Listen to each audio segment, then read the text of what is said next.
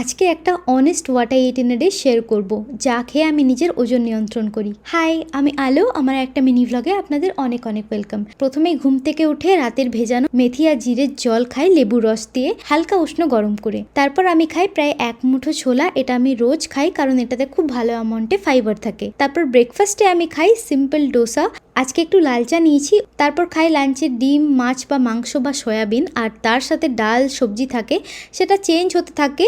আজকে যেমন আছে চিকেন আর ডিমটা ফ্রিজে ছিল তাই খেয়ে নিয়েছি আজকে। তারপর দুপুরে ভাত খাবার 1 ঘন্টা পর খেয়েছিলাম এই কাঁচা মিঠে আম। আজকে এটা আছে, অন্যদিন আপেল বা অন্য ফল থাকে। তারপর বিকালে 5টা থেকে 6টার মধ্যে আমি খাই এই বাটার টোস্ট আর লাল চা, অল্প নামমাত্র চিনি দিয়ে। আর তারপর রাতে খেয়েছিলাম একটা ডিম আর তার সাথে বাঁধাকপি ভাজা। এটা চেঞ্জ হতে থাকে, রুটি সবজি থাকে বা টোটিয়া স্যান্ডউইচ থাকে। চেষ্টা করি ডিনারটা রাত 8টার মধ্যে খেয়ে নেওয়ার, যাতে পরের দিন 12টায় খেতে পারি। আর হ্যাঁ, তার মধ্যে আমি কিন্তু কিছু খাই না।